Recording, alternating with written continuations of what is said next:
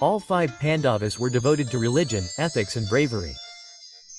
But do you know that there was a time when these 5 Pandavas drowned in Kumbhakarna's skull? Was it the effect of a curse or some mysterious power which is hidden till date? This story has a secret hidden in it which will surprise you. Such a wonderful confluence between 2 great texts, Ramayana and Mahabharata, which has never been seen from this perspective before. So let's know the mysterious story of Pandavas drowning in Kumbhakarna's skull.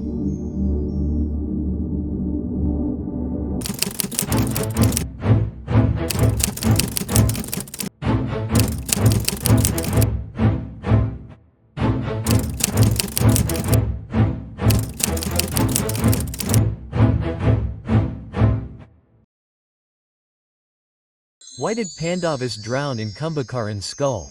The war of Mahabharata was over. Kauravas were finished and Pandavas had got their kingdom. There was peace in Hastinapur, but a wave of unrest was running within the Pandavas.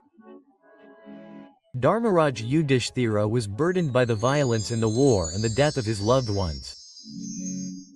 Arjun was remorseful that he shot arrows at his guru Dronacharya and Pitama Bhishma. There was a different kind of turmoil within Bhima. He was proud of his valor, but there was a hollowness beneath that womb. Nakul and Sahadev were also entangled in their own questions. That day Sri Krishna came to Hastinapur. He gathered all the Pandavas and said that you have attained the kingdom. But peace of soul is still far away. You should go on a journey. A journey where you can recognize your true nature.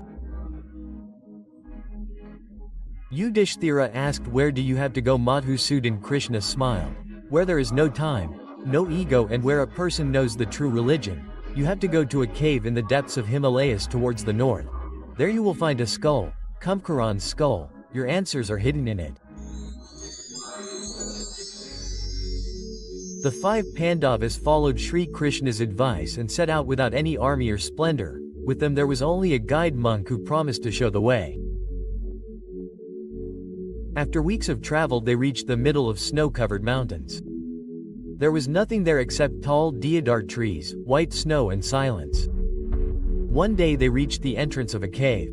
There was a shloka engraved on the rock at that entrance. He who seeks loses. He who surrenders finds. Bhima said that the skull that Krishna had mentioned must be somewhere here. They slowly descended inside the cave. The cave was so huge that its top was not visible. As soon as they entered, a huge figure appeared before them. It was a skeleton, a skull. But it was not an ordinary skull. It was so big that an entire army could fit inside it. Yudhishthira said softly, "This is Kumbhakarna's skull." But Kumbhakarna lived in Treta Yuga. This is Dwapar. As soon as they enter the skull, the atmosphere changes completely. The coolness outside turns into a strange heat. There was a light mist and strange pictures appeared on every wall. Suddenly Arjuna saw a scene on a wall. He was fighting with Karna.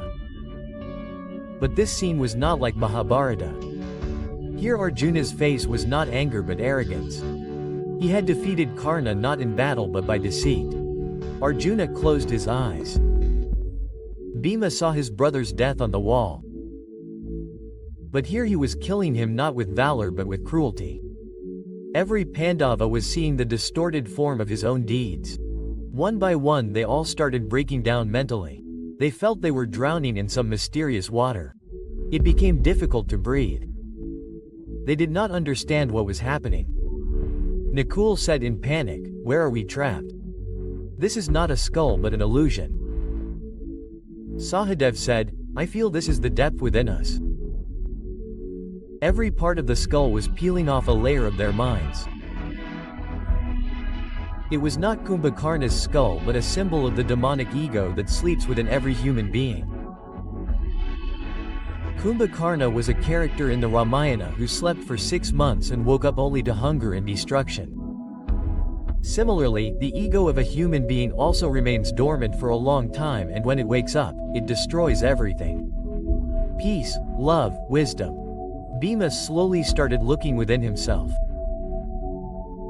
He realized that his power, which he was proud of, sometimes turned into cruelty. Arjuna realized that his fame had hardened his heart. Yudhishthira realized that even his religion had become a sham.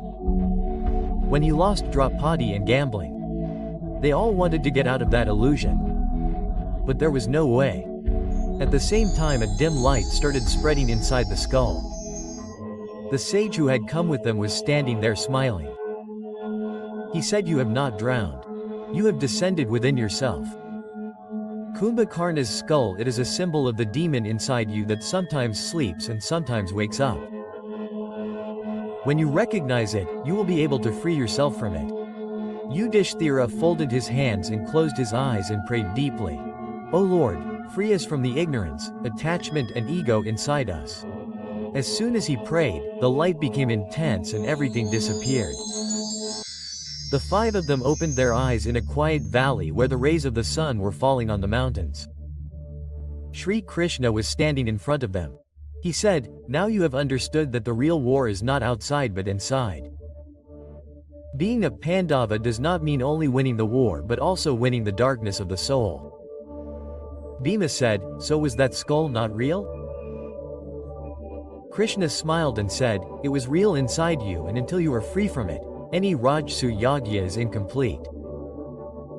The Pandavas returned, but they were not the same as before.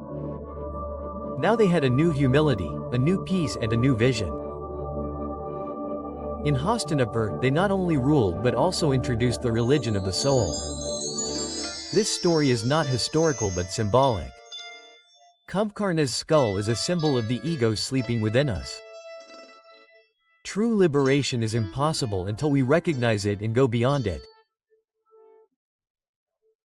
This story teaches us that our biggest battle takes place within us, and only when we win that war, we become true winners.